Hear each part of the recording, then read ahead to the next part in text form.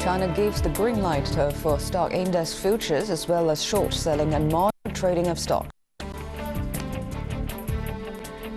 The government seeks public opinion on draft regulations to improve investment efficiency. And Chinese companies unveil their latest technology and production innovations at the Consumer Electronics Show in Las Vegas. Hello and welcome to Base China on CCTV International. I'm Liang Hu in Beijing with 30 minutes of the latest in business. But first, let's take a look at the top stories and making headlines at this hour. Europe continues to be gripped by severe winter weather, causing major travel delays. Half of Eurostar's rail services linking Britain and the European mainland were suspended on Friday. Plummeting temperatures have complicated weather conditions and reduced the carrying capacity until Sunday. Eurostar advised passengers to postpone or cancel unnecessary trips. The Nigerian man accused of trying to blow up a plane on Christmas Day has faced a U.S. federal court. A judge has entered not guilty pleas on behalf of Umar Farouk, who preferred to remain silent. The 23-year-old faces 6 charges, including attempted murder and attempted use of a weapon of mass destruction.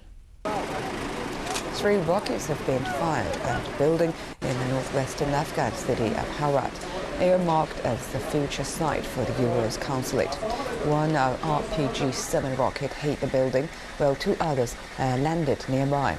No diplomats was inside the building at the time, and no one was injured. The U.S. plans to increase its diplomatic presence outside the capital Kabul by opening at least 2 consulates this year. China has given approval in principle for the launch of stock index futures as well as short selling and margin trading of stocks.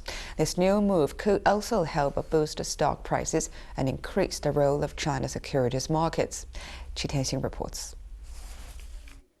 The China Securities Regulatory Commission says the State Council has approved in principle stock index futures and margin trading. It will take 3 months to prepare for the launch. As for margin trading, which means buying stocks with cash borrowed from a broker, it will be done on a trial basis first, then gradually expanded. The Commission has not indicated when that might happen.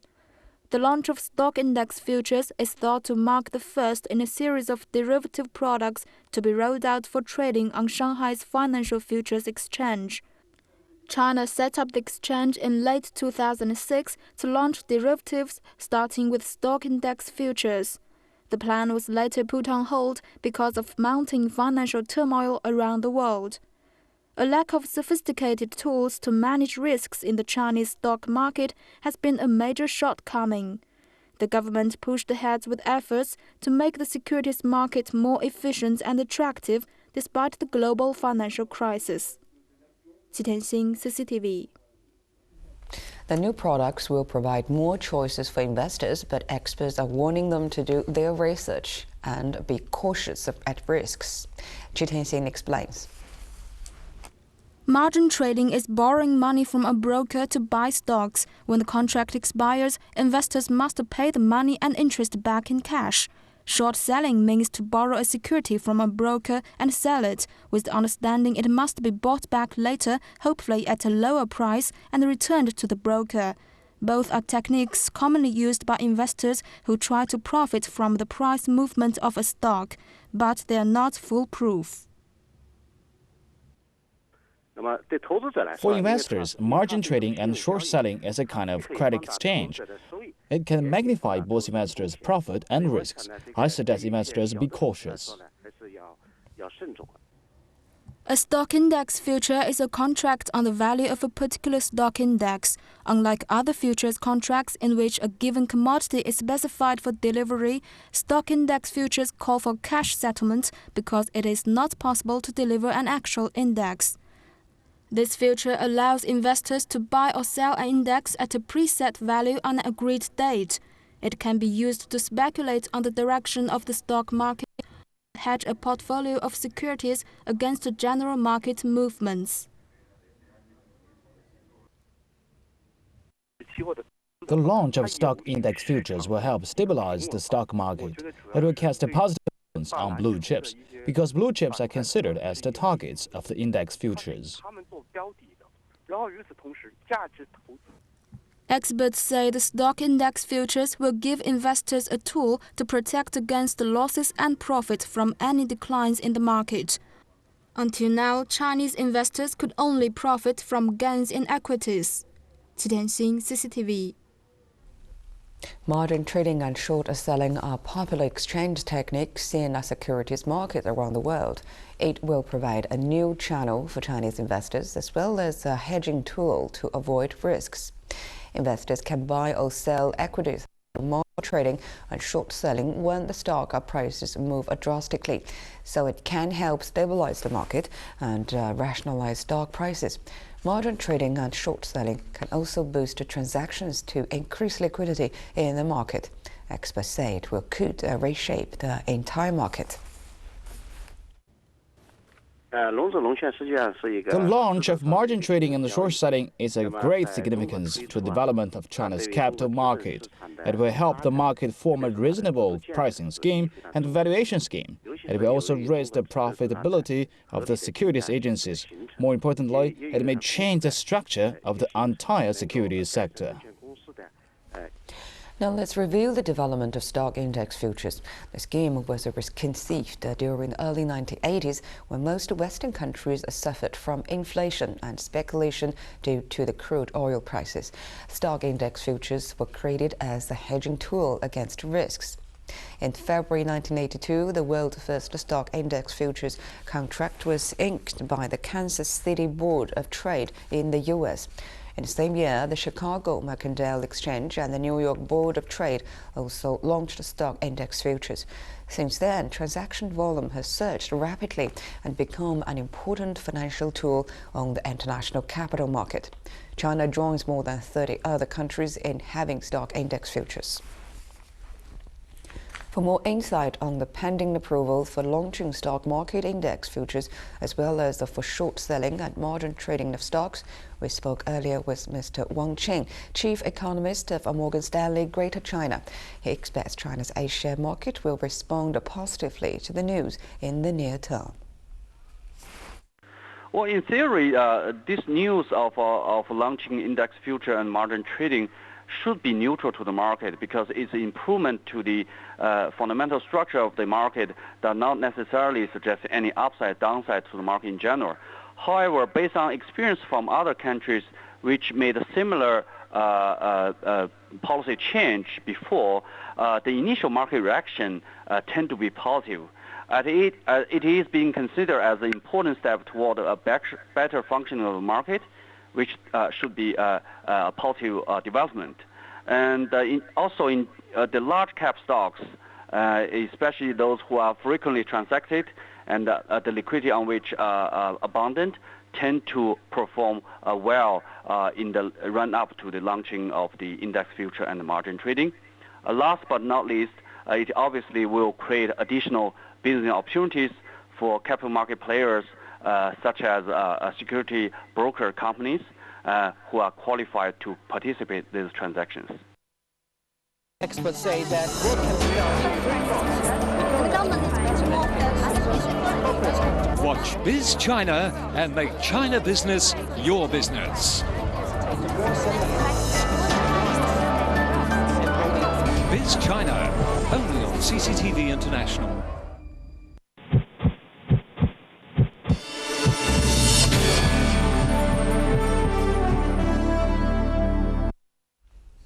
This is the first week of trading in 2010, and Chinese mainland market saw a serious fluctuations.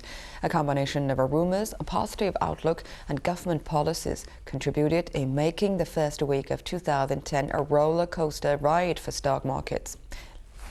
Closed down on the first trading day of the new year, snapping a 4-day streak of gains. Heavyweights in banking and the property sector saw their shares drop. But the market rebounded on Tuesday. Rumors about the soon-to-be-launched index futures market pushed up brokerage shares. Metal and energy sectors were higher on firmer commodity prices. On Wednesday, the main index climbed to a 3-week high, but sharp declines in financial shares in afternoon trading pressed the index down. Thursday saw sharp drops, with the main index falling below 3,200 points. 80% of listed shares declined. On Friday, the key index edged up 0.1%, led by the recovery of heavyweight shares. Three things affected this week's market. First, Hainan got approval to become an international tourism island. Second, reports said the country may expand a trial on real estate taxes. Third, the central bank raised interest rates for its 3-month bills. Investment in a week focused on these themes. Heavyweight shares also saw big adjustments. 2010 is a year of economic recovery. GDP expected to post high growth. Listed companies are expected to see their performance improve.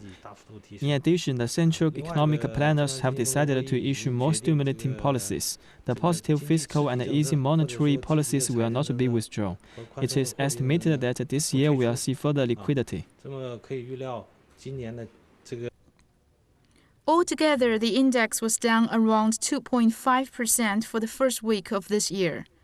Liu Ying, CCTV. U.S. stocks rose on Friday after trading in the red most of the day.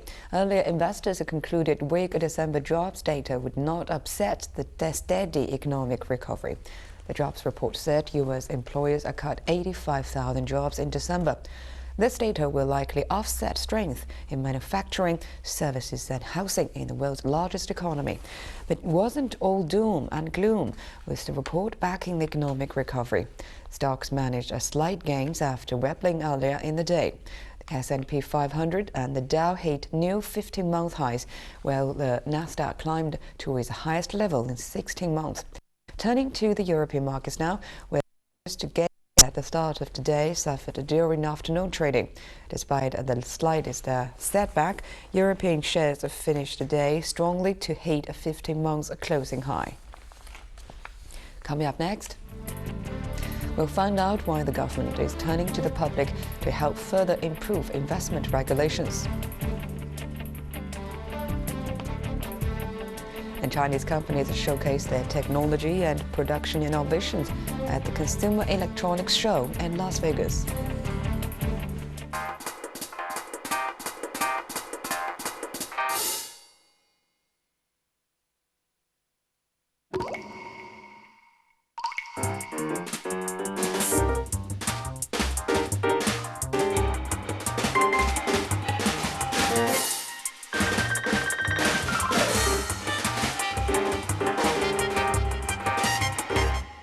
Qingdao Draft Beer. Refresh your life.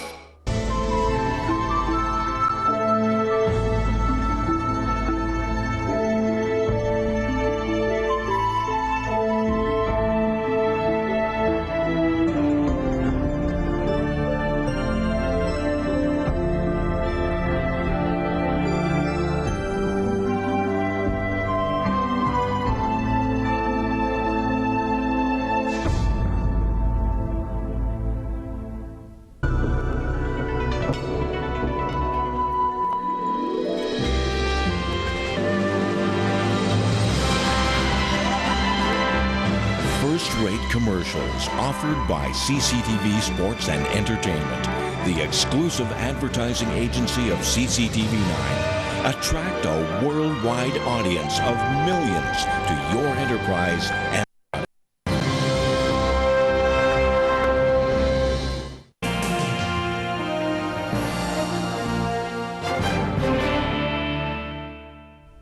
China's unveiled a draft regulations for government investment. The draft laws aim to solicit public opinions to pave the way for better investment regulation and efficiency. According to the draft regulations, government investment will primarily focus on national security and social and economic fields. The draft also allows the government to gain investment from private sources on projects through policies on loan transfers and fiscal interest discount. Projects of a special significance should go through expert approvals prior to approval. Legal supervision and a clear direction are expected to be the outcomes of draft regulations on government investment. There are also calls to direct more funding towards school welfare projects. Yang Fei has more. Experts say government investment refers to activities of spending government capital in fixed assets in China. The draft reads the authorities in charge of project examination approval should solicit public opinions sufficiently when the project will either has great impact on economy, society, or environment, or involves major public interests. The draft regulations are for the interests both of the country and of the people, and the draft will help to reduce corruption and waste. To shun from extravagant government buildings or projects simply built to boost the image of the local government, the draft stipulates the government should mainly use these funds on projects related to the nation's security and those that cannot pool the resources efficiently only by exerting market forces. Meanwhile, experts say the lack of lawful supervision on the government-invested projects has been a problem in China. There were only the administrative measures to urge supervisions, but now with the government investment regulations, the supervisions will be legally binding.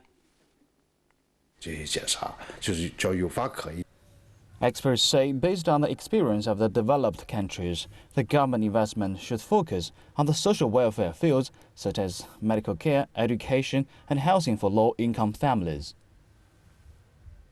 The government should reduce its investment on the competitive fields for the sake of development. The government should focus on the projects that the private funds are not favorites of, such as those with rather long periods of investment and low profits. The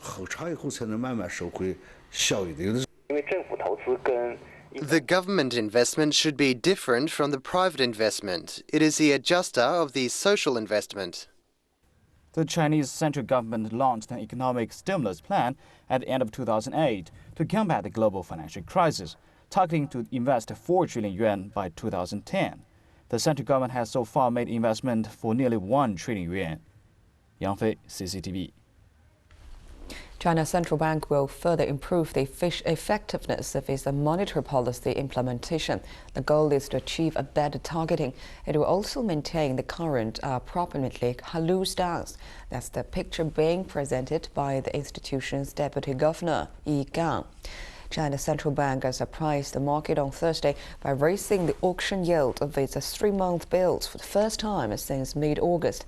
This is a significant step up in liquidity tightening. Analysts say the PBOC's move appears to be aimed at banks, warning that it will not tolerate excessive lending in the early months of 2010, like the banks did during the same period last year. The relatively loose monetary policy during 2009 was an essential strategy for China to confront the financial crisis. In the first half of the year, new credit supply reached about 7.7 trillion yuan, 4.9 trillion more than the same period in 2008. The ample liquidity supported the macroeconomic recovery. In the second half of the year, the growth of credit cooled to only 300 to 400 billion yuan per month. The government improved the credit structure and tightly monitored credit for high polluting and high energy consumption industries. The relatively loose monetary policy during 2009 played an important role in helping the economy recover. A program aimed at supporting small business or macro enterprises has been launched in Beijing. The project, jointly run by City Foundation and Fuping Development Institution, is expected to help boost employment for farmers. Liu Ying reports. A micro-enterprise in China usually refers to a small business having 10 or fewer employees. It requires investment of no more than 50,000 yuan, or about $7,000. Such enterprises are considered an important source of employment, but are often faced with both financial and technical challenges. The Green Enterprise Incubator Program, launched on Friday, aims to provide both training and microloans to prospective farmers. The first group of 5 recipients are involved in organic agriculture and household services. I think the significance of this program, there are 3 elements of this program. One is that this is micro. Second, this is green. Third, this is also to start a new enterprise. And these 3 components of this particular program are very consistent with our corporate social responsibility program in China. Increasing farmers' access to finance is expected to help expand employment and increase income.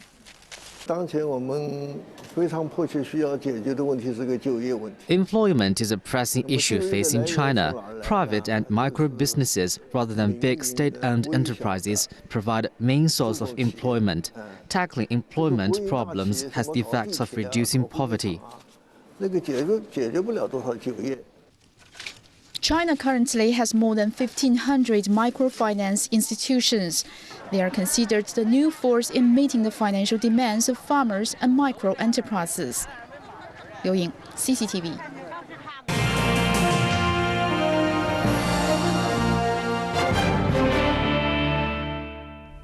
The China-ASEAN Free Trade Zone Forum has come to a conclusion in Nanning, Guangxi Autonomous Region. The declaration issued after the forum said the trade zone will strengthen investment and financial cooperation and increase the region's economy. The two-day China-ASEAN Free Trade Zone Forum attracted about 400 guests. The key theme was to create a win-win situation and to achieve a common prosperity. Participants contributed ideas to the future construction and development of the trade zone. During the forum, 18 cooperation programs worth just under $5 billion were signed, involving communication, agriculture, and energy. The official website of the China-ASEAN Free Trade Area officially launched on Friday. The website, ASEAN-CN.org,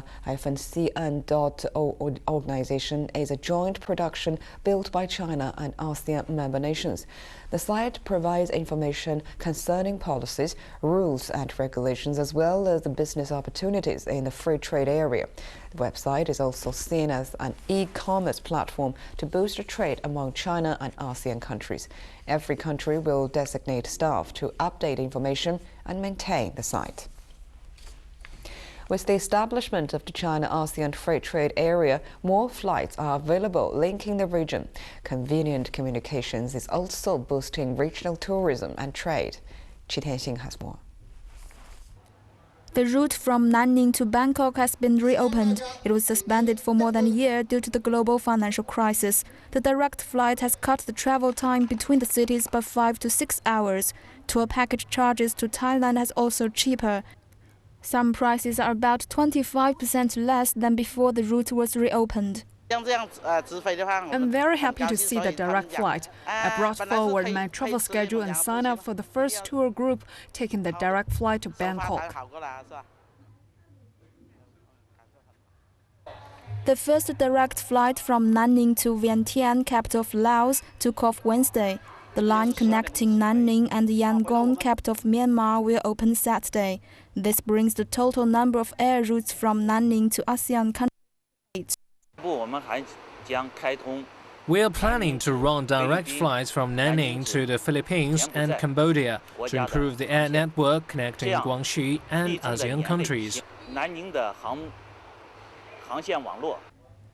Currently, Guangxi opened 10 international routes to ASEAN countries. These lines promote the formation of a barrier-free tourism zone. In addition to popular tourism routes including Singapore, Malaysia and Thailand, Chinese travelers now can also go to Myanmar and Laos more easily thanks to the new flights. We will explore more tours covering Myanmar and Laos as well as Vietnam because they are close to each other. Guangxi is also developing more travel routes to ASEAN countries both by land and sea.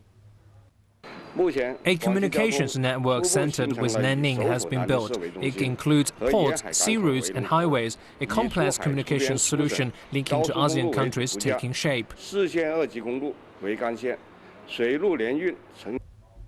Guangxi is expanding its ports with their total cargo handling capacity hitting more than 81 million tons. Qi Tianxin, CCTV.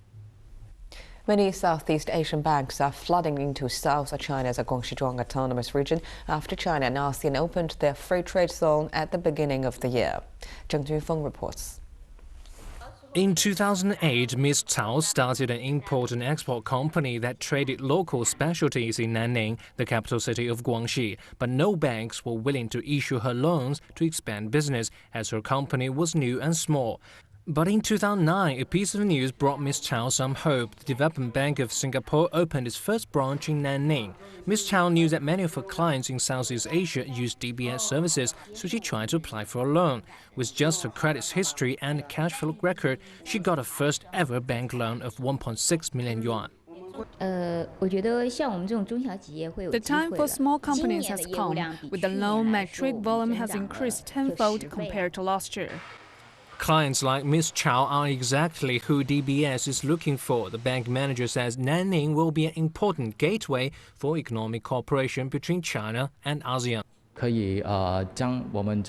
We can introduce our Southeast clients to Guangxi trading companies to ASEAN countries.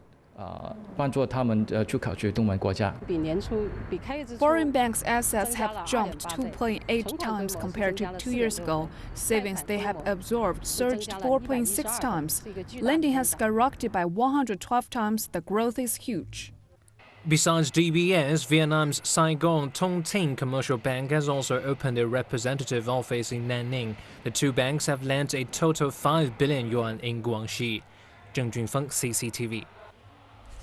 Chinese companies have unveiled their latest innovations at the 2010 Consumer Electronics Show in Las Vegas. And by working together, they want to catch attention around the world.